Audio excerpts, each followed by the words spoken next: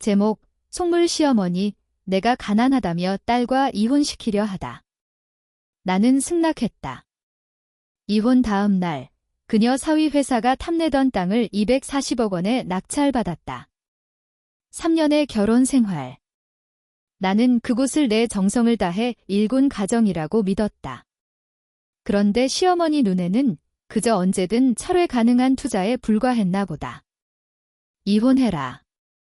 넌 우리 딸과 어울리지도 않고 우리 집에도 도움이 안 돼.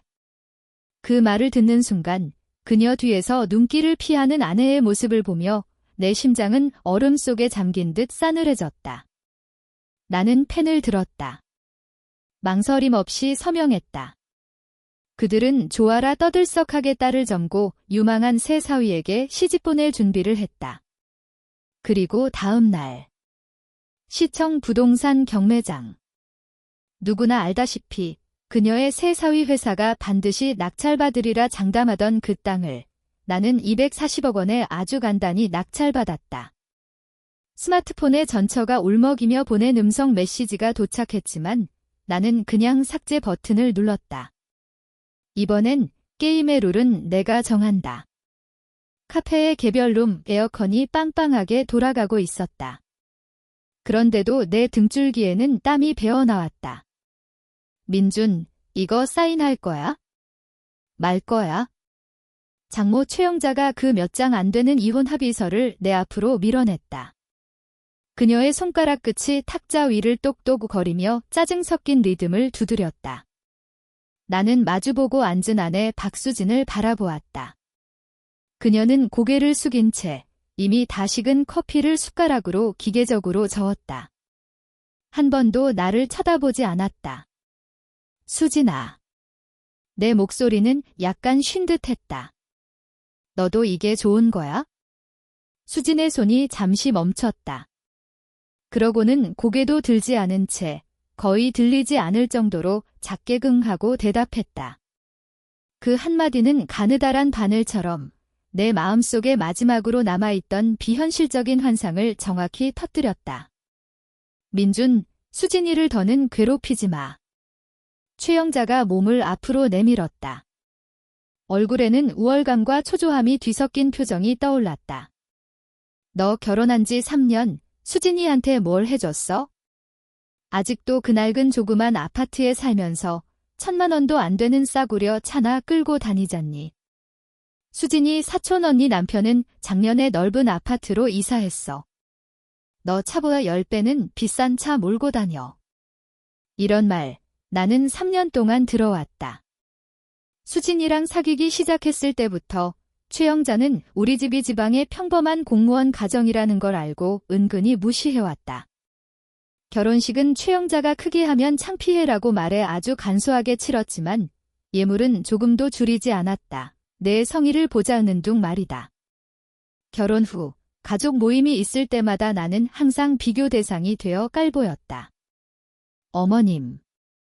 마지막 희망을 걸고 말을 꺼냈다. 회사에서 지금 큰 프로젝트 하나를 진행 중인데 만약 성공하면? 만약이 어디 있어? 그런 가정은 집어치워.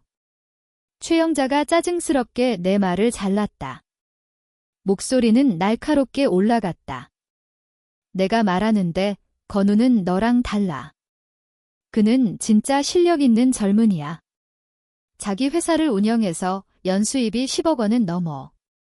걔가 우리 수진이한테 오랫동안 마음이 있었는데 내가 방해만 안 했어도 수진이는 벌써 좋은 삶을 살고 있었을 거야. 오건우. 이 이름이 요즘 최영자 입에 자주 오르내렸다. 그녀 절친의 아들이었고 수진이를 위해 마련한 다음 상대였다. 지역에서 작은 부동산 회사를 운영하는 사장님이라고 좀 배경이 있고 동네에서 2억의 프로젝트를 따냈다고 최영자 입에서는 이미 대단한 인물이 되어 있었다. 수진이도 걔랑 몇 번 식사했는데 그 품격과 언변은 내가 비교나 되는지 몰라. 최영자는 더욱 신이 나서 말을 이었다. 건우가 말했어. 수진이가 허락만 하면 도심에 있는 200제곱미터짜리 강변뷰 아파트를 바로 명에 이전해준다고. 너는 결혼할 때 전세금도 부모님이 평생 모은 거 아니야? 창피하지도 않니? 나는 탁자 아래에서 주먹을 꽉 쥐었다. 그리고 천천히 풀었다. 최영자의 독설 때문이 아니었다. 수진이의 침묵 때문이었다. 그녀의 침묵은 어머니의 모든 비난에 대한 무언의 동의였다. 그 딱 말이야. 최영자가 갑자기 목소리를 낮췄다. 얼굴에 교활하고 욕심 가득한 빛이 스쳤다. 건우 회사가 지금 전력을 다해 노리고 있는 그 신도시 B079 구역 말이야. 시에서 중점적으로 개발하는 지역이라 장래성이 무궁무진해. 건우 말이 이 프로젝트만 따내면 회사 가치가 몇 배로 뛴다고. 그럼 수진이는 상장회사 사모님이 되는 거야. 그녀가 나를 흘낏 보았다. 그 눈빛에는 거의 넘쳐 흐를 듯한 경멸이 담겨 있었다. 너한테 그게 가능하겠니? 기술 하청이나 하는 그 조그만 회사로 오늘 걱정 내일 걱정하는 그런 사업이 이런 실물 경제를 당할 수 있겠어? 내가 수진이를 이런 프로젝트에 끌어줄 수 있겠어? 그런 생활을 누리게 할 수 있겠어? 꿈깨. 내 자신을 망치는 건 몰라도 수진이 앞길까지 망치지 마. 신도시 B079역. 나는 머릿속으로 그 이름을 되새겼다. 좀 익숙했다. 그러니까 깔끔하게 정리해. 최영자가 펜을 내 손에 쥐어주었다.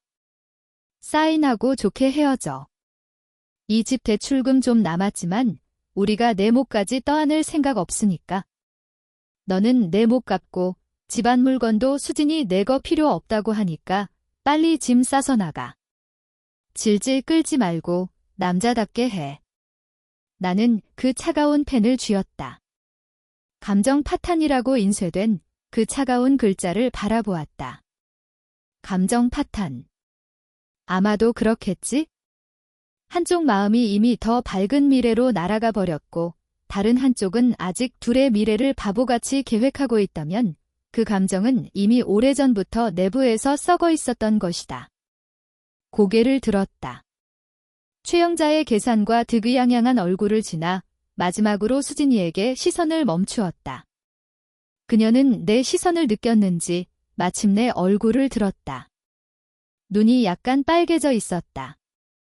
하지만 곧 다시 피했다. 그 순간 내 마음속 마지막 온기도 사라졌다. 좋아. 내 목소리는 비정상적으로 평온했다. 너무 평온해서 나조차도 낯설게 느껴졌다.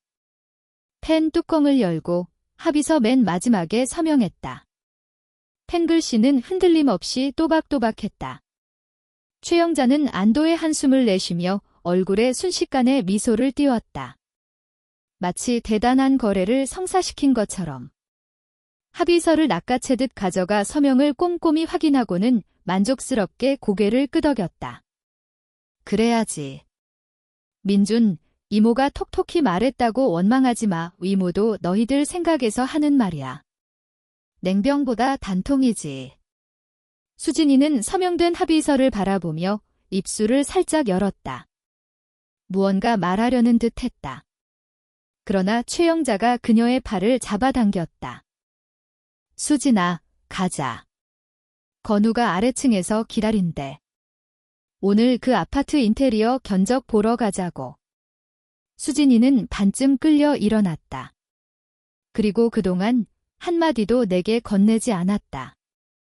나는 두 모녀가 방을 나가는 뒷모습을 바라보았다. 최영자의 걸음은 가벼웠고 수진이는 약간 망설이는 듯했지만 결국 뒤돌아보지 않았다. 커피는 이미 다 식어 있었다. 내 마음속 어딘가처럼.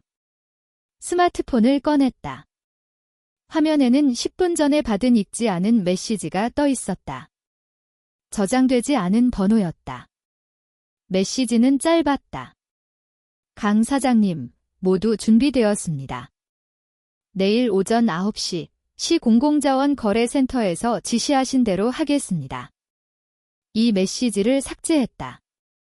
그리고 수진이와의 메시지 창을 열었다.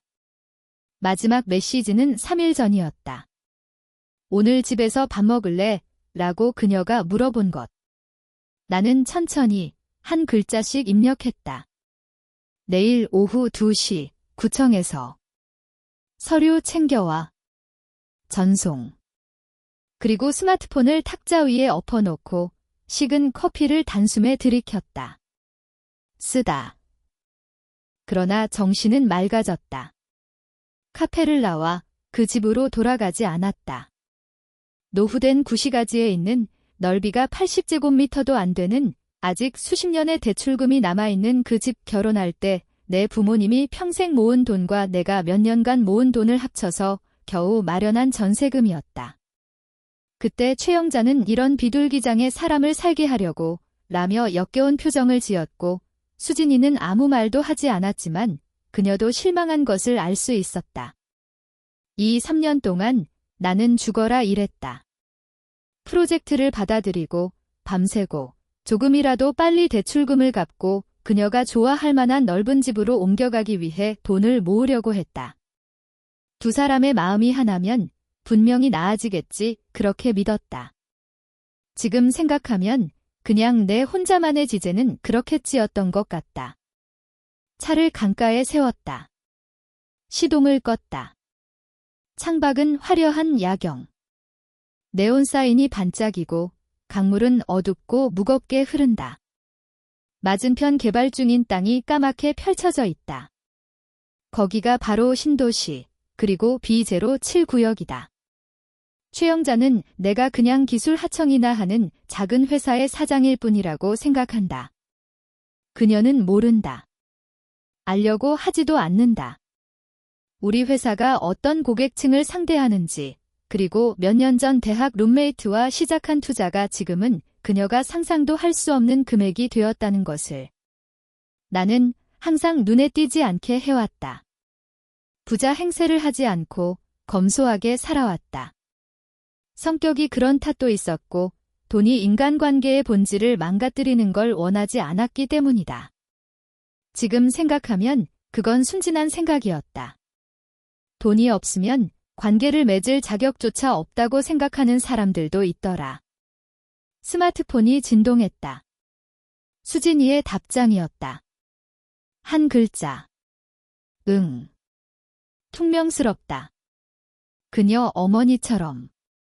입꼬리를 비틀어 웃으려 했지만 웃을 수 없었다.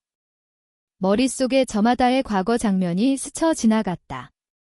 처음 수진이 집에 인사 가는 날, 최영자는 내 부모님이 지방의 평범한 공무원이라고 듣자 표정이 확실히 어두워졌다.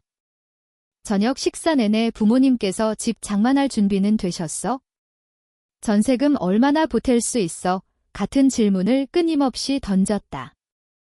결혼식 전, 예물과 예식장 문제로 양가가 사이좋게 이야기할 수 없었다. 최영자가 부른 액수. 우리 동네에선 이게 기본이야. 그보다 적으면 창피해느라고 우겼다. 내 부모님은 이빨을 악물고 준비했다. 이번엔 예식장 등급이 마음에 안 든다고 결국 나는 가진 현금 거의 대부분을 털어서 그녀가 지정한 호텔에서 간소한 식을 올렸다. 그날 최영자는 내가 겨우 사준 비싼 치파오를 입고 친척들 앞에서 의기양양해했지만 나와 내 부모님의 고생에는 한마디도 언급하지 않았다. 결혼 후 첫 설날 수진이 집에 모였다. 그녀의 사촌 언니, 오빠들이 다 모여 있었고 자연스레 이야기는 성공한 젊은이들의 얘기로 흘러갔다. 수진이 사촌 언니는 은행 간부, 사촌 형부는 공무원, 사촌 오빠는 자영업으로 연 수입 1억이라느니. 우리 차례가 되자 최영자는 한숨을 쉬었다. 우리 수진이는 정말 바보야. 저렇게 좋은 조건의 사람들이 쫓아왔는데 어째 하필. 예휴, 됐어. 잘해주기만 하면 됐지? 방 안에 모인 친척들의 시선이 서치라이트처럼 나에게 꽂혔다. 연민과 평가하는 눈빛. 수진이는 그저 어색하게 웃을 뿐 아무 말도 하지 않았다. 비슷한 일이 3년 동안 수도 없이 일어났다. 그때마다 나는 스스로에게 말했다. 어르신이니까 참아야지. 수진이에게 잘하면 언젠가는 인정해 주시겠지? 우리가 함께 사는 건 우리 인생이라고. 수진이는 가끔 단둘이 있을 때 우리 엄마가 원래 그래, 신경 쓰지 마 라며 위로해줬다. 그러나 공개적인 자리에서 나를 위해 한마디 한 적은 한 번도 없었다. 심지어 어머니가 정도를 넘어설 때도 그걸 말리려고 한 적은 없을 것이다. 그게 사랑이라고 생각했다. 배려라고 생각했다. 이제야 안다. 그건 그저 암묵적인 용인이었을 뿐 그녀 자신도 마음 깊은 곳에서 자긴 더 좋은 사람을 만났어야 했다고 생각하고 있다는 증거였다. 더욱 마음이 얼어붙은 건 2달 전의 일이었다. 아버지가 심장병으로 입원하셨다. 수술비가 꽤 들었다. 나는 마침 새 사업에 자금을 쏟아부은 터라 손에 쥔 현금이 좀 빠듯했다.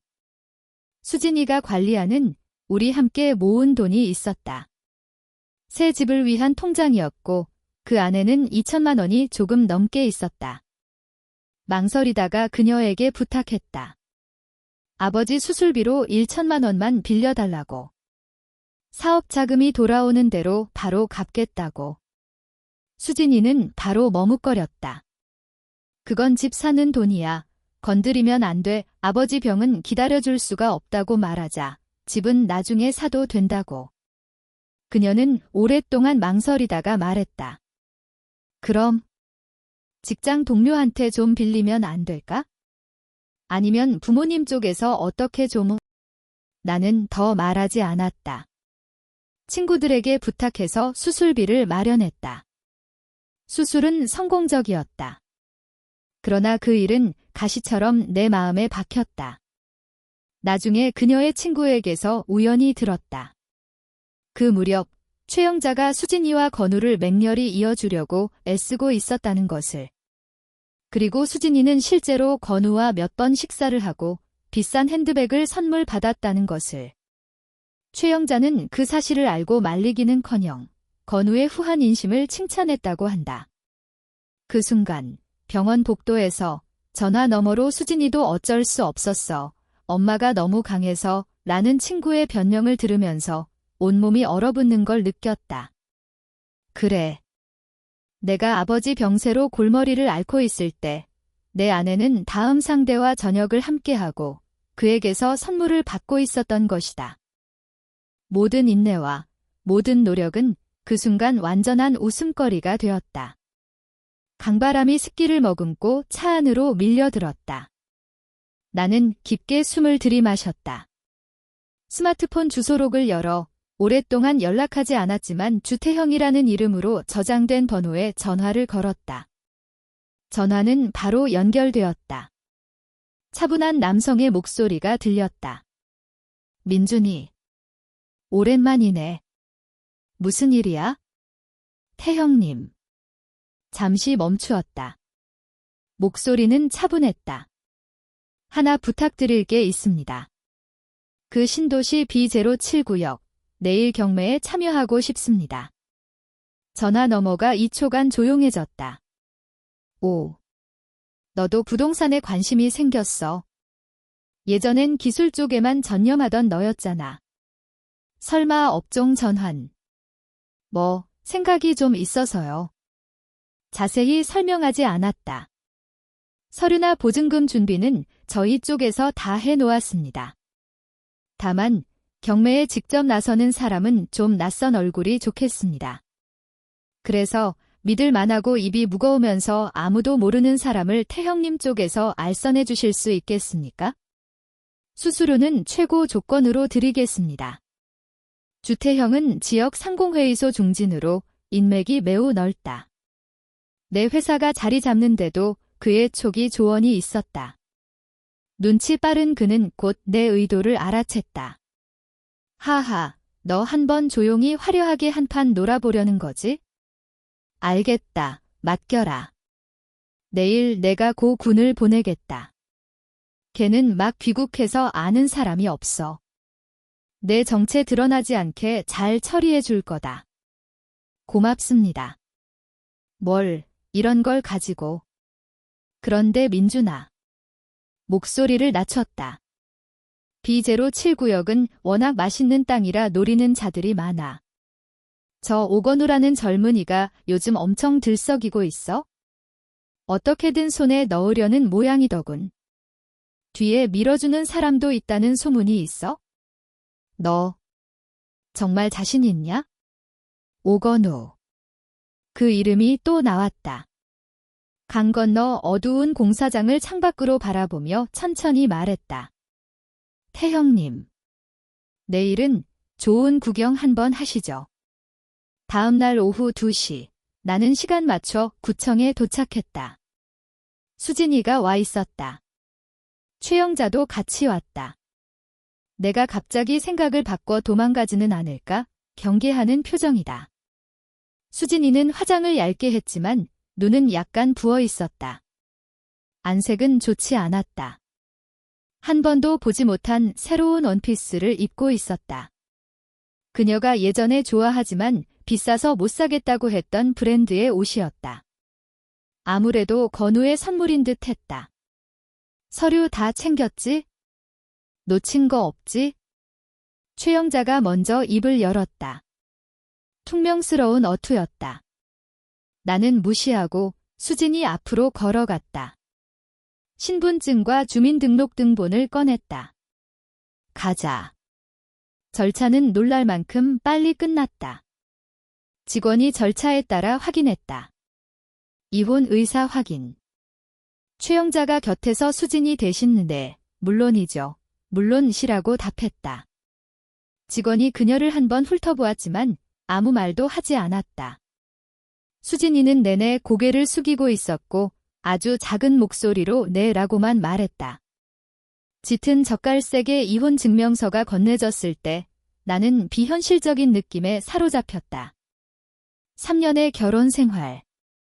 100년 가약을 맹세했던 날들, 셀 수 없이 많은 사소한 다툼들, 미래에 대한 설렘. 그 모든 것이 단 2개의 가벼운 장에 응축되어 버렸다. 구청 문을 나서니 햇빛이 눈부셨다. 최영자가 길게 안도의 한숨을 내쉬었다. 얼굴에는 숨길 수 없는 홀가분함과 기쁨이 가득했다. 그녀는 수진이의 등을 토닥였다. 좋았어. 이제야 끝났네. 수진아, 우울한 표정 짓지 마. 좋은 날은 이제부터야. 자, 엄마랑 좀 쇼핑이나 하자. 새 옷도 좀 사고 저녁엔 건우가 구름정각이란데 예약해놨어. 너 새 출발 축하한다고. 구름정각, 시내에서 가장 유명한 회전 레스토랑이다. 1인당 예상 지출액은 내가 예전에 수진이를 데려간 어느 레스토랑보다 10배는 비쌀 것이다. 수진이는 그 이혼 증명서를 꼭 쥐었다. 손가락 마디가 하얗게 질렸다. 그녀는 재빨리 나를 한번 훑어보았다. 복잡한 표정이었다. 죄책감, 해방감, 어쩌면 말로 형언할 수 없는 무언가도 섞여 있었다. 하지만 결국 그녀는 내게 아무 말도 하지 않았다. 그저 살짝 끙하고 대답했을 뿐 어머니의 손에 이끌려 길가에 세워진 새까만 벤츠로 걸어갔다. 운전석에서 정장 차림에 머리를 질질 바른 젊은 남자가 얼굴을 내밀었다. 바로 오건우였다. 그의 얼굴에는 성공한 사람의 상징인 자신감 넘치는 미소가 떠올랐다. 수진이 모녀에게 손을 흔들고 나에게 시선을 돌렸을 때는 숨기지 않은 경멸과 우쭐함이 담겨 있었다. 그리고 곧 시선을 돌렸다. 마치 길가에 떨어진 아무 상관없는 먼지처럼. 벤츠는 매연을 내 얼굴에 뿌리며 달아났다. 나는 그대로 서 있었다.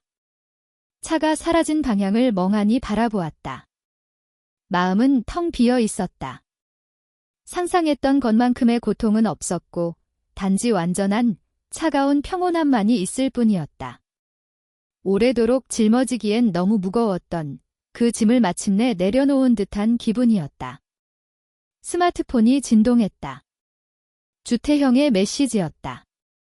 웃는 이모티콘 하나, 전화를 주머니에 넣고 남루한 국산 SUV로 걸어갔다. 올라타 시동을 걸었다. 그 집이라고 불리던 곳으로는 가지 않고 반대 방향으로 차를 몰았다. 시 공공자원 거래 센터로 도착했을 때 경매는 이미 막바지에 접어들고 있었다. 하지만 회장의 분위기는 전례 없는 열기에 휩싸여 있었다. 오늘의 진짜 목적물, 신도시 B07 구역의 경매가 막 시작된 참이었다. 나는 회장에는 들어가지 않고 특별 통로를 통해 3층의 조용한 VIP 관람실로 향했다. 일방 유리 너머로 경매장 전경이 한눈에 들어왔다. 주태형이 이미 와 있었다. 옆에는 점잖고 차분해 보이는 젊은이가 앉아 있다. 고 군인 듯했다. 왔나. 주태형이 차를 권하며 아래를 가리켰다. 마침 시작했다. 저기 남색 양복 입고 가장 적극적으로 번호판 드는 놈이 오건우야. 그의 손가락을 따라갔다. 오건우는 앞줄에 앉아 허리를 꼿꼿이 세우고 있었다. 번호판을 들 때마다 반드시 손에 넣겠다는 듯한 강한 의지가 느껴졌다. 수시로 옆에 있는 부하 같은 남자에게 소곤대며 얼굴에는 억누를 수 없는 흥분이 떠올랐다. 경매 사회자의 목소리가 스피커를 통해 들려왔다. 현재 가격 8,700만 원. 8,700만 원, 한 번. 더 올리실 분 있습니까? 8,700만 원, 두 번. 회장이 잠시 조용해졌다. 이 가격도 결코 싸지 않다. 오건우의 미소가 더욱 짙어졌다. 그는 약간 뒤로 몸을 기댔다. 마치 승부는 이미 난 듯한 태도였다. 9천만 원. 차분한, 그러나 다소 젊은 목소리가 울렸다. 번호판을 든 것은 후열 눈에 띄지 않는 자리에 앉아있는 고 군이었다. 그는 아무렇게나 번호판을 들었다. 스테이지 위는 전혀 보지 않고 마치 그냥 단가를 읽어 내려가는 듯 했다. 회장 전체가 순간 웅성거림에 휩싸였다. 모든 시선이 고 군에게 쏠렸다. 오건우는 자리에서 벌떡 일어나려 하며 놀란 듯 뒤를 돌아보았다. 누가 자신과 경쟁하는지 확인하려는 듯. 네, 68번 고객님, 9천만 원. 9천만 원, 한 번. 경매 사회자의 목소리도 긴장감을 띠었다. 오건우의 표정이 변했다. 곧바로 다시 번호판을 들었다. 9,600만 원.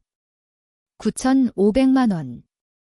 고 군은 거의 망설임 없이 따라붙었다. 목소리에 감정이 없다. 9,600만 원. 오건우의 목소리가 약간 높아졌다. 가느다란 긴장감이 섞여 있었다. 1억 원. 고 군의 목소리는 여전히 차분했다. 그런데 그 한마디는 마치 수면에 던져진 거대한 돌처럼 회장의 충격파를 퍼뜨렸다. 순간 회장 전체가 발칵 뒤집혔다. 직전 가격보다 400만 원이나 더 부르다니. 이는 더 이상 보통 경매가 아니다. 상대를 압도하는 여유의 표현이었다. 오건우의 얼굴이 순식간에 빨개졌다. 그는 벌떡 일어나 뒷자리의 고 군을 노려보았다. 옆에 부하가 허둥지둥 그를 붙잡으며 급히 뭐라고 귀속말했다. 오건우의 가슴이 격렬하게 움직였다. 아마 이 가격이 그의 예산, 혹은 배후에 있는 사람의 한계에 도달했거나 넘어선 모양이었다. 경매 사회자의 목소리가 흥분에 떨었다. 1억 원. 68번 고객님, 1억 원. 1억 원, 한 번. 오건우는 주먹을 꽉 쥐고 이마에 핏대를 올렸다. 그가 다시 번호판을 들며 거의 소리치다시피 말했다. 1억 500만 원. 그가 마지막으로 하는 발악이었다.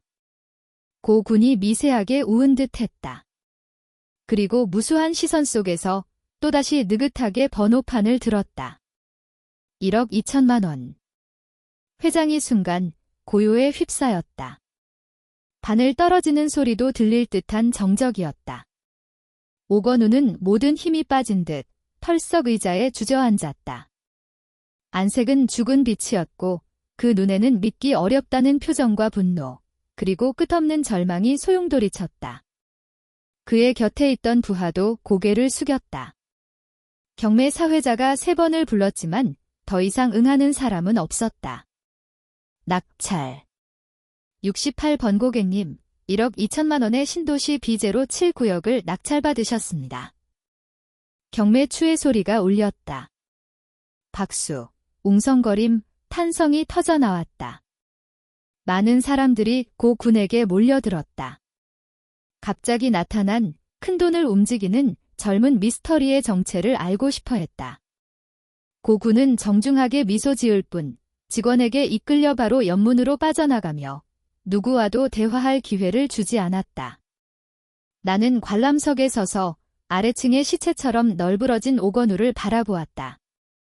아까까지 자신감에 차 있던 얼굴이 지금은 그저 충격과 창백함으로 얼룩져 있었다.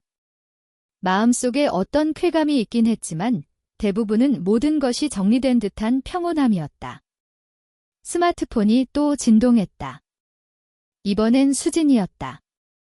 받지 않고 전화를 끊었다. 곧바로 최영자에게서도 전화가 왔다. 날카롭고 집요한 벨소리. 나는 화면에서 춤추는 이름을 보며 어제 카페에서 그녀가 한 말을 떠올렸다. 내가 수진이를 이런 프로젝트에 끌어줄 수 있겠니? 지금 나는 그걸 손에 넣었다. 다만 그녀와는, 그녀의 딸과는, 그리고 그녀의 마음에 든 완벽한 사위와는 이제 더 이상 아무런 관계도 없다. 방해 금지 모드 버튼을 누르고 스마트폰을 탁자 위에 엎었다. 그리고 주태형 쪽으로 몸을 돌려 찻잔을 가볍게 들어 올렸다. 태형님, 고맙습니다. 나머지 절차는 좀 부탁드려도 될까요? 주태형이 나를 바라보았다. 그 눈에는 감탄과 호기심이 가득했다. 너 참 엄청난 실력을 숨기고 있었구나. 1억 2천만 원, 눈 깜짝하지 않고 내다버리네. 그 땅, 정말 자신 있는 거야? 나는 웃었다. 직접 대답하지 않고 이렇게 말했다. 이 자리가 좋은 자리인 것 같아서요. 앞으로가 기대됩니다. 물론 그에게 말하지 않은 것은 내가 이 땅을 손에 넣은 이유가 단순히 잡으로가 기대돼서만은 아니라는 거다. 오건우가 회사의 모든 유동자금과 신용을 이 땅에 걸고 있다는 걸 알고 있었기 때문이다. 그뿐만 아니라 그의 배후에 있는 밀어주는 자가 최근 자신의 일로 바빠서 더 이상 지원을 아끼지 못할 거라는 것도 알고 있었다. 뱀의 급소를 찌르는 것이다.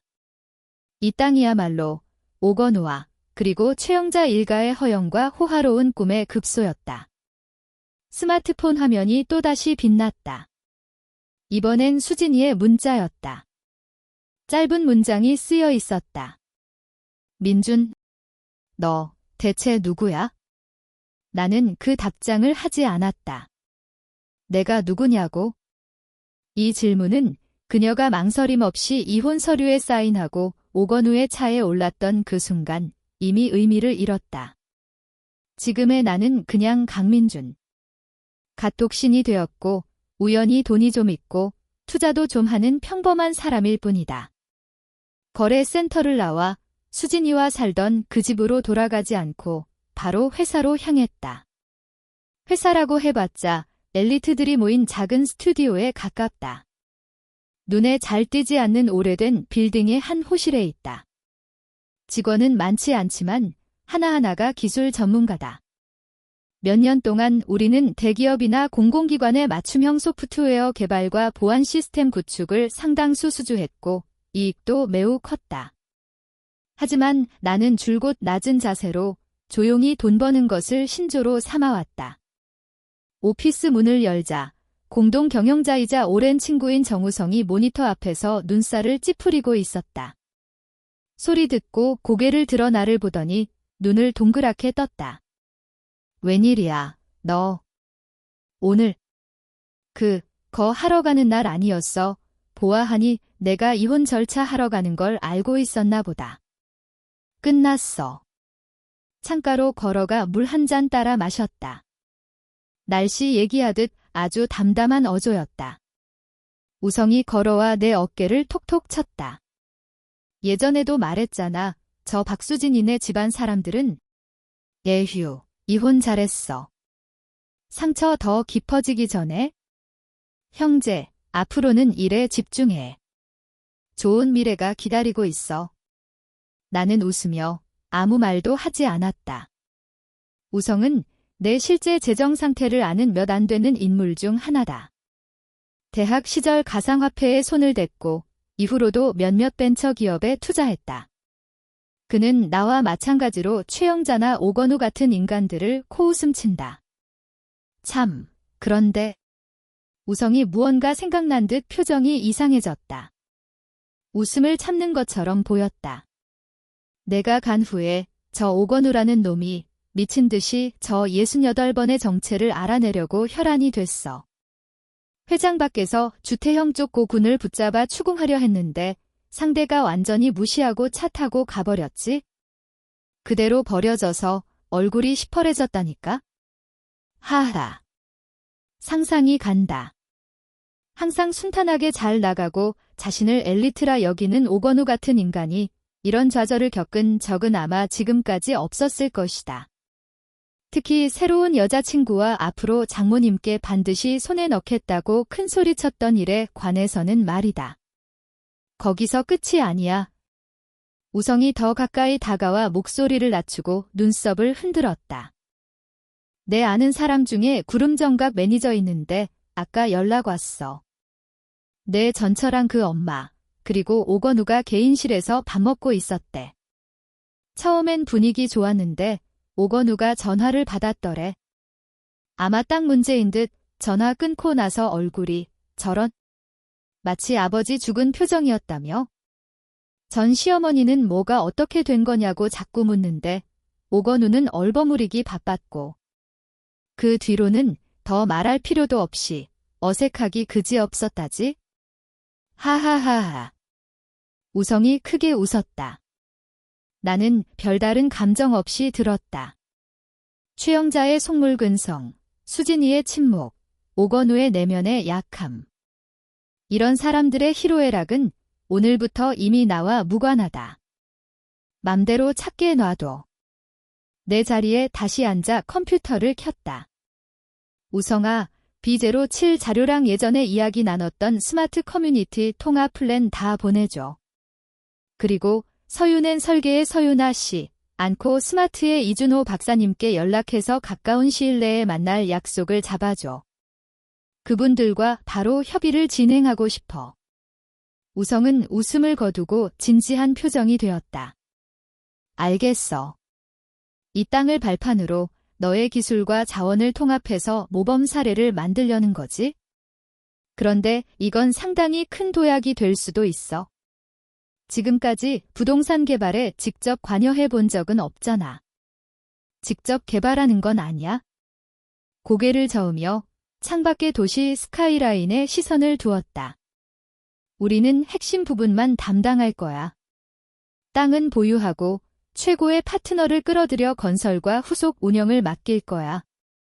우리가 제공하는 것은 저변의 IoT 설계부터 AI 커뮤니티 관리, 이후 상업시설 집계까지의 일련의 기술 및 생태계 지원이야. 우리가 지향하는 것은 전통적인 개발사가 아니야. 새로운 시대의 주거 및 비즈니스 현장을 구축하는 사람들이지. 우성의 눈이 반짝였다. 와, 그 발상? 대단하네. 그렇게 하면 우리의 강점을 극대화할 수 있겠다. 게다가 초기 자금 부담도 그렇게 크지 않고. 좋아, 바로 움직일게. 그는 바쁘게 뛰쳐나갔다. 오피스에 다시 고요가 돌아왔다. 나는 등받이에 기대어 눈을 감았다. 이혼, 땅 획득, 새 프로젝트 착수. 하루 만에 인생은 마치 빨리 감기처럼 지나갔다. 아니, 완전히 레일이 바뀐 듯 했다. 예상했던 허무함이나 슬픔은 없었고 다만 전에 없던 명확함과 자유로움이 있었다. 불균형한 관계를 유지하고 스스로를 계속 증명해야 할 필요가 없어졌을 때 사람은 이토록 가볍고 또렷하게 목표를 정할 수 있는 것이다.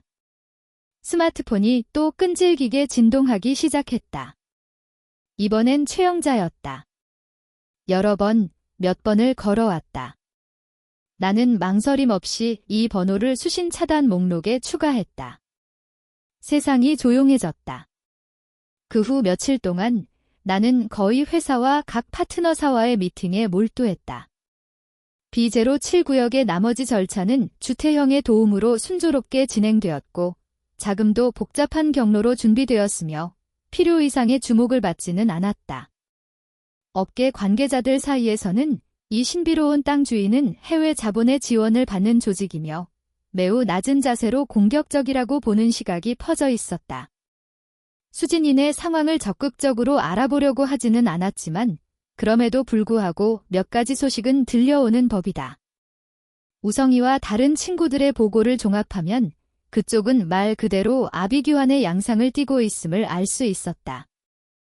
오건우는 B07 구역을 놓친 것으로 자금 사정이 이미 빠듯했던 회사에 치명타를 입었다. 자금 조달을 위해 회사의 모든 자산을 담보로 잡히고 개인적으로도 고리대금을 받고 있었다. 게다가 최영자와 수진이에게 반드시 따내겠다고 큰 소리쳤다. 땅을 놓친 것으로 사전에 썼던 각종 잘선 비용은 날아가 버렸고 은행 대출은 끊기고 채권자들이 들이닥쳐 회사는 기능을 상실했다. 최영자는 처음엔 믿기지 않았다. 아니, 믿고 싶지 않았다. 지인들을 총동원해 어느 미친놈이 방해했는지 알아내려 했고 오건우를 데리고 그 상대에게 가서 상담하여 공동사업이나 권리 양도를 할 수 있을까 하는 꿈같은 생각을 하고 있었다. 하지만 아는 사람을 통해 이 땅을 손에 넣은 상대가 오건우는 물론 지방의 일반 개발사로는 도저히 상대가 되지 않는다는 걸 듣고서야 상황의 심각성을 깨달았다. 수진이와 오건우의 관계도 급격히 악화되었다. 오건우는 자신의 상황으로 손쓸 틈이 없어지자 수진이 모녀에게 예전의 세심한 배려는 사라지고 오히려 불평을 늘어놓기 시작했다. 수진이와 빨리 관계를 확정하고 최영자 비위를 맞추기 위해 전 재산을 걸고 무리하게 땅을 따내려 했더니 결국 남는 게 없다는 이유였다. 최영자가 그런 핑계를 인정할 턱이 없었고 몇 번 격렬하게 충돌했다고 한다. 그 틈에서 이리저리 휘둘린 수진이는 매우 초췌해졌다는 말이 들렸다. 이런 이야기를 들어도 내 마음은 전혀 움직이지 않았다. 스스로 선택한 길이다. 그 결과 또한 스스로 감당해야 할 것이다. 일주일 후 두꺼운 택배 봉투가 도착했다. 수진이에게서였다. 안에는 그낡은 집의 나머지 절차 서류, 내 서명이 필요한 것들, 그리고 작은 사진첩 한 권 후 그녀가 가져가는 걸 깜빡한 모양이었다. 그 안에는 우리가 사귀던 시절과 결혼 초기에 찍은 사진 몇 장이 들어있었다. 달콤하고 조금은 어리석어 보이는 미소의 사진들. 동봉된 메모에는 그녀의 예쁜 글씨로 이렇게 쓰여 있었다. 당신 물건은 모두 정리했습니다. 관리실에 맡겨두었어요. 열쇠는 관리인에게 있어요. 앨범은 실수로 섞여버렸네요. 처분하셔도 됩니다. 몸조심하세요. 그 몸조심하세요라는 글자를 보고 입꼬리가 살짝 올라갔다. 사진첩과 메모를 함께 옆에 분쇄기에 던져 넣었다. 기계가 윙윙대는 소리와 함께 과거의 이미지들이 산산조각이 났다. 말끔히 청소해야 할 것들도 있다. 또 며칠이 지나 내가 이 사람들을 거의 잊어갈 무렵 예상치 못한 인물이 우성을 통해 연락을 해왔다. 전처의 남동생 박준호였다. 전화 속 준호의 목소리는 나이에 걸맞지 않게 침울하고 어색함이 묻어났다. 민준 씨, 지금 좀 괜찮으세요? 제가 좀 여쭤보고 싶은 일이 있어서요. 준호는 수진이보다 5살 아래로 대학교 4학년에 재학 중이며 취업 준비 중이다. 근본은 나쁜 아이가 아니지만 엄마인 최영자에게 너무 응석바지로 자라서 약간 건방진 구석이 있다. 예전에는 최영자를 따라 나를 얕보고 말할 때도 버릇없이 굴었다. 하지만 누나 수진이와는 제법 사이가 좋아 보였고 내게도 적어도 겉으로는 꽤 신경을 써주는 편이었다. 잠시 생각하다가 만나기로 했다. 장소는 조용한 찻집으로 정했다. 준호가 왔다.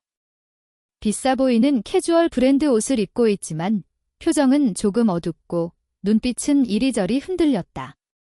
앉아서 두 손을 비비고 좀처럼 입을 열지 않는다.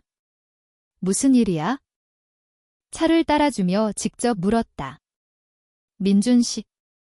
준호가 나를 한번 흘낏 보고는 바로 다시 고개를 숙였다. 목소리는 모기 소리 같았다. 저 소문 들었는데요. 그 신도시 땅 민준 씨가 손에 넣었다면서요? 찻잔을 입에 가져가던 손이 미세하게 멈췄다. 얼굴을 들어 그를 보았다. 누구한테 들었어? 준호의 얼굴이 빨개졌다. 어머니가 전화하는 거 우연히 엿들었어요.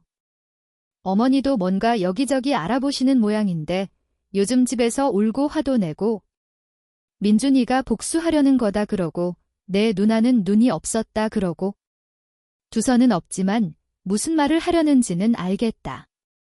아무래도 최영자도 마침내 눈치챘거나 어떤 경로로 정보를 입수한 모양이다. 그녀의 성격으로 봐서 진실을 안 후에 단순히 둘고 화를 내는 수준에서 끝나지 않을 것이다. 그래서 그게 중요한가? 나는 확실히 답하지 않고 오히려 되물었다. 준호는 말문이 막혀 얼굴을 더욱 붉혔다. 한참 만에 얼굴을 새빨갛게 하고 말했다. 민준 씨, 저와 저희 엄마가 전에 잘못했습니다. 누나 대신, 엄마 대신해서 사과드려요. 누나는 사실 후회하고 있어요. 정말이에요. 여러 번 울었어요. 민준 씨한테 잘못했다고. 준호야. 나는 그의 말을 가로막았다. 목소리는 차분했다. 내가 내 누나나 엄마를 변호하러 온 거라면 그럴 필요 없어. 나와 수진이는 이미 이혼했어. 서로 새로운 길을 가고 있을 뿐이야. 과거 일은 이제 끝내자. 아닙니다. 제가 그런 말 하러 온 게... 준호는 당황하며 손을 흔들었다. 괴로움과 부끄러움이 뒤섞인 표정이었다. 부탁이 있어서요. 이런 부탁을 드리는 게 어이가 없다는 건 알지만 하지만 저도 더 이상 방법이 없어서요. 그는 입술을 꽉 깨물고 결심한 듯이 말했다. 저 오건우 그 자식. 그의 회사는 망했고 빚이 산더미야. 그 자식은 우리 엄마랑 누나 기쁘게 하려고 회사 돈으로 저한테 차를 한 대 사줬어요. 이른바 선물이라고요. 그런데 채권자 놈들이 어떻게 알아챈 건지 그 차가 제 명의로 되어 있다는 걸 들춰내고 매일 학교로 들이닥쳐요. 돈 내놓든가 차를 내놓든가 협박입니다. 학교 가기도 무서워요. 차는 이미 돌려줬는데 그놈들이 차는 이미 저당 잡혀서 가치가 떨어졌다며 더 많은 돈을 내놓으래요. 민준 씨, 당신은 지금 힘이 있다고 들었습니다. 제발 이 일을 어떻게든 해결해 줄 수 없겠습니까? 돈은 빌린 셈 칠게요. 취직하면 꼭 갚겠습니다. 준호는 눈이 빨개지고 두려움과 억울함으로 가득했다. 나는 조용히 그를 바라보았다. 이것이 최영자가 젊고 유능한 인재라고 칭송한 오건우의 실체인가? 회사 돈으로 남에게 후한 척 자신의 체면을 세운 것뿐이었다. 결과는 형편없어져서 죄 없는 이들에게까지 피해가 미치고 있다. 차 일은 내가 아는 사람에게 한번 알아봐 주겠다. 해결할 수 있을지? 나는 천천히 입을 열었다. 준호가 기대에 눈을 빛냈을 때 나는 이어서 말했다. 하지만 돈을 빌려줄 수는 없어. 준호의 눈에서 빛이 꺼졌다. 돕지 않겠다는 게 아니야? 진지한 표정으로 그를 보았다. 준호야, 너도 이제 어린애가 아니야. 몇 가지 이치를 깨달아야 한다. 첫째, 이것은 오건우가 만든 문제이며 그가 직접 책임져야 한다. 내가 쉽게 그 구멍을 메워주면 그는 그게 당연하다고 생각할 거고 다음에 똑같은 실수를 저지를 거야. 둘째, 너의 길은 내가 걸어가는 거야. 고급차나 명품 브랜드를 가지는 게 체면이라고 생각한다면 평생 그 허영에 사로잡혀 살게 될 거야. 진짜 체면은 내 자신의 힘과 노력으로 얻는 거야. 준호는 무언가 말하려다가 결국 말을 잇지 못하고 힘없이 고개를 숙였다. 차일은 학교에 잘 다닐 수 있도록 어떻게든 해보마. 하지만 그 외의 일은 내가 스스로 잘 생각해 봐야 해. 자리에서 일어나 떠날 준비를 했다. 그리고 어머니와 누나에게 전해라. 나는 그들과 이미 관계가 끝났다. 다시 연락하지 마라. 그 말만 남기고 준호의 반응을 기다리지도 않고 차갑을 내고 찻집을 나섰다. 가게를 나서니 오후 햇살이 눈부셨다. 선글라스를 쓰고 주차장으로 걸어가려는데 스마트폰이 울렸다. 낯선 지역 번호였다. 잠시 눈살을 찌푸리며 통화 버튼을 눌렀다. 스피커에서 흘러나온 것은 이미 거의 잊혀졌지만 그래도 여전히 귀에 남아있는 거칠게 날카롭고 거기에 더해 가느다란 당황함과 아첨하는 듯한 말투. 최영자였다. 강민준 씨? 나야, 이모다. 그녀의 목소리는 마르고 무리하게 친근함을 넣으려는 듯했다. 너 지금 바쁘니? 이모가 너랑 얘기 좀 하고 싶은 게 있어서. 있잖아. 집에 와서 밥 한 끔 먹을 수 없겠니? 수진이도. 너 만나고 싶어 해? 나는 잠시 침묵했다. 그 어색하고 초라했던 아파트. 한때 집이라고 불렸던 곳, 거기 가라는 건가? 한때 어머니가 아버지 수술비로 골머리를 앓을 때, 내가 사업으로 고생 중인 걸 알고 있었을 때, 그 집 사람들은 어떤 얼굴을 하고 있었는가? 그들은 항상 마치 내가 거기 존재하는 것 자체가 부끄러운 일인 것처럼 굴었다. 밥상에 좀처럼 올려주지도 않았고 설령 올려준다 해도 한 번쯤은 비꼬는 말을 듣지 않은 적이 없었다. 그런 곳에 그들은 새롭고 전도유망한 사위를 찾자마자 손바닥 뒤집듯이 나를 내쫓았다. 마치 성가신 돌멩이를 치우듯이 그때 그들은 나에게 2번 다시 얼굴도 보지 말라고 말하는 듯 했다. 그런데 지금 돈과 힘이 있다는 걸 알자 마치 아무 일 없었다는 듯 다시 가족의 정이란 말을 꺼낸다. 참 편리한 이야기다. 그러나 수진이는 그녀는 정말 나를 만나고 싶어 하는 걸까? 아니면 이것 또한 어머니의 연극 중 하나일까? 그것은 더 이상 중요하지 않았다. 내 대답은 정해져 있었다. 됐습니다. 될 수 있는 한 짧게 냉정하게 말했다. 더 이상 될 필요가 없을 것 같습니다. 전화 너머에서 최영자의 숨이 멎는 것이 느껴졌다. 이렇게 쉽게 거절당할 줄은 생각하지 못했던 모양이다. 곧 그녀의 말투는 당황한 어조로 바뀌었고 억지로 꾸민 부드러움도 무너지기 시작했다. 뭐래, 강민준. 너, 그게 무슨 말투야? 우리, 한때는 가족이었잖아. 너와 수진이는 부부였어. 왜 그렇게 푸대접하는 말투야? 푸대접. 나는 저도 모르게 비웃음이 나왔다. 지금 이 상황을 누가 만들었는지 좀 더 잘 생각해 보세요. 내가 강제로 수진이에게 이혼서에 사인하게 한 겁니까? 아니면 내가 오건우가 땅을 못 따게 한 겁니까? 너. 최영자는 말문이 막혀 숨이 가쁘게 몰아쉬었다. 하지만 곧 다시 목소리를 낮추고 이번에는 애원하는 듯한 말투로 바뀌었다. 지난 일은 이모가 잘못했어. 이모도 가끔 말이 과할 때도 있지만 다 너희들 생각에서 그런 거야. 수진이 좋은 삶 살게 해주고 싶어서.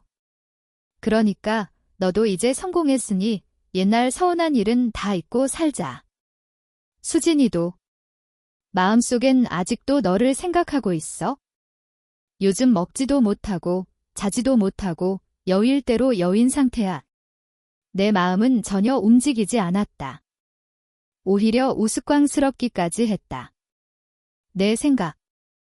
수진이 좋은 삶. 그게 이유라서 내 자존심을 이만저만 짓밟고 아버지가 병으로 쓰러졌을 때는 무관심을 가장하며 딸을 돈 더 있는 남자에게로 밀어내려 한 건가? 최영자 씨. 일부러 예의를 갖춘 호칭을 사용하며 거의 잔혹할 정도로 차분한 어조로 말했다. 말 조심하시기 바랍니다. 만약 당신이나 당신 가족이 내 업무나 생활을 방해하는 행위를 하면 즉시 경찰에 신고하겠습니다.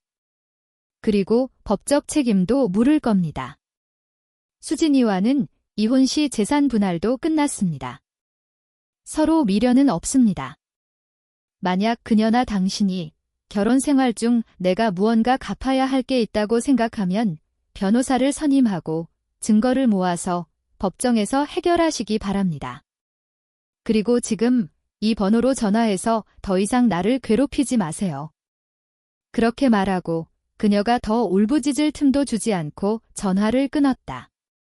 그리고 이 새 번호도 수신 차단 목록에 추가했다. 세상이 다시 조용해졌다. 하지만 최영자의 성격으로 보아 이쯤에서 포기할 리가 없었다. 예상대로 이틀도 지나지 않아 우성이가 화가 나서 달려왔다. 중년 여성이 우리 회사 아래 로비에서 난동을 부리고 있다는 것이다. 울부짖고 소리치면서 나를 일컬어 전처의 남편이라 칭하며 돈 벌자 사람을 버렸다느니 아내와 자식, 도대체 아이는 언제 생겼는지를 버렸다느니 딸을 자살 직전까지 몰았다느니 하고 떠들썩거렸다. 회사 상사가 나오라고 소란을 피웠다. 프런트의 어린 여성 직원은 겁에 질려서 경비원이 겨우 밖으로 끌어냈지만 영향은 상당히 나빴다. 아이고, 진짜 세상에 이런 막가파가 다 있나.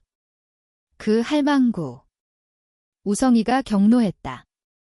경비원이 강제로 끌어내고 이 정도 넘어가면 경찰에 신고하겠다고 경고했어. 하지만 저 꼴을 보니 그냥 조용할 상대가 아니야. 어쩔까? 사람들 좀 보내서 협박할까? 됐어.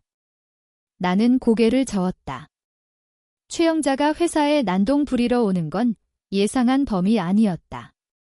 그녀가 할 수 있는 일이라곤 애초에 그 정도였다. 좀 떠들게 놔둬. 곧 경찰이 올 거야. 그리고 우성아, 루이신 미디어의 왕 사장님과 지역 생활정보 블로거 몇 명에게 연락해봐. 줄거리가 생겼다. 우성은 잠시 멍하니 있다가 곧 눈을 반짝였다. 설마. 그녀는 떠들기를 좋아하고 사람 악담 퍼뜨리기를 좋아하지? 나는 차를 한 모금 마시며 말했다. 그렇다면 더 많은 사람들에게 보여주자. 그녀와 그녀 마음에 든 완벽한 사위의 실체를. 다만 객관적인 사실만 전할 거야. 특히 오건우 회사의 채무 문제와 그가 회사 자금으로 여자친구와 그 가족에게 명품을 사주며 횡령했다는 사실은 강조해. 그리고 그녀가 전처의 남편이라고 부르던 사내가 아버지 수술비 때문에 골머리를 앓고 있을 때 아내와 시어머니는 새로운 남자에게 고가의 선물을 받고 있었다는 이야기도 빼먹지 말고. 우성은 숨을 들이쉬며 엄지손가락을 치켜세웠다. 이건 완벽한 한방이다. 이제 동정할 틈이 없겠네. 바로 수배하겠어. 우성의 일처리 속도는 매우 빨랐다. 며칠 후 몇 가지 다른 시각에서 쓰였지만 내용의 핵심은 같은 폭로 기사들이 지역 SNS나 블로그 등을 통해 퍼져나가기 시작했다. 기사는 직접 이름을 거론하지는 않았지만 날짜, 장소, 사건의 상세가 명확히 적혀 있었기 때문에 곧 관계자의 정보와 합쳐져 최영자, 수진이, 오건우의 신원이 특정되었다. 여론은 한순간에 반전되었다. 성공한 전처 남편에게 버림받은 가련한 모녀라는 동정론은 사라지고 최영자의 속물근성, 수진이의 우유부단함, 오건우의 자존심과 잠재적인 경제적 문제를 비난하는 목소리가 압도적이었다. 그 후 최영자가 다시 우리 회사에 난동을 부리러 왔을 때는 이미 구경꾼과 들이닥친 블로거들에게 포위되어 아비규환이 되었고 이후 다시는 나타나지 못했다. 수진이는 내 삶에서 완전히 사라졌다. 준호가 나중에 얼버무리며 전해주길 그녀는 직장도 거처도 바꾸어 모든 것을 새롭게 시작하고 싶어 한다고 했다. 오건우는 그의 회사는 곧바로 공식적으로 파산 절차에 들어갔고 그 자신도 자금 횡령, 불법 대출 등 여러 혐의로 수사 대상이 되어 자신의 일로도 감당하기 힘들었다. 모든 것이 끝난 듯 보였다. 내 인생은 완전히 새로운 궤도에 올랐다. B007 구역 프로젝트는 착착 진행되었고 미래의 방주라 명명된 스마트 생태 커뮤니티의 컨셉은 업계와 시장의 주목을 받았다. 나는 더 이상 누군가의 눈치를 보며 조심스럽게 행동하는 작은 회사의 사장이 아니었다. 이 도시에서 새롭게 부상한 수수께끼 같고 자세 낮은 자본가 중 한 명이 되었다. 그 낡은 집을 떠나 도심 고층 아파트 꼭대기 층으로 이사했다. 거기서는 도시의 불빛을 한눈에 바라볼 수 있었다. 때때로 수진이와 갓 결혼했을 때 좁은 방에 둘이 앉아 함께 미래를 계획하던 밤을 떠올린다. 그 시절은 가난했지만 마음은 가득 차 있었다. 지금은 넓은 집에 살고 시야도 넓어졌지만 마음 한켠이 텅 빈 듯하다. 그러나 그 빈 공간은 더 이상 누군가로 채워야 할 필요가 없다. 그것은 성장의 흔적이자 미래를 위한 공간이다. 미래의 방주 프로젝트가 공식 발표된 날, 관계자만 초대된 조촐한 기념 파티가 열렸다. 여러 파트너들과 대화를 나누고 조금 피곤해져서 발코니로 나와 바람을 쐬고 있었다. 초가을의 밤바람은 기분 좋은 서늘함을 싣고 도시의 불빛은 마치 거꾸로 뒤집힌 은하수처럼 반짝였다. 그때 누군가 다가왔다. 강 사장님, 혼자 계시는군요. 돌아보니 서윤아였다. 우리 프로젝트의 디자인을 맡은 건축가다. 40대 중반, 항상 품위 있는 차림에 매우 총명한 인물이다. 조금 피곤해서요. 나는 잔을 살짝 들어 인사했다. 오늘 발표회 대성공이었죠? 그녀가 미소 지었다. 그런데 제가 가장 흥미롭게 본 것은 강 사장님이 이렇게 젊은 나이에 그 땅을 그런 방식으로 손에 넣으셨을 때의 통찰력과 전략적 자세입니다. 듣자니 전에 건우 부동산이라는 작은 회사도 이 땅을 노리고 있었다고요? 결과는? 그녀는 애매모호하게 말끝을 흐리며 의미심장하게 나를 바라보았다. 나는 웃었다. 비즈니스 세계에서는 때로는 자금보다 정보와 인내가 더 중요할 때가 있습니다. 그녀는 더 이상 추궁하지 않고 화제를 프로젝트의 세부 사항으로 돌렸다. 그때 스마트폰이 진동했다. 낯선 번호의 문자였다. 민준, 나야. 수진이, 다시 만날 자격도 무슨 말을 할 자격도 없는 줄 알아. 그냥 말해두려고. 오건우 일은 그의 자업자득이야. 나랑 우리 엄마도 벌을 받고 있다고 생각해. 그리고 오건우 조심해. 그는 만만한 사람이 아니야.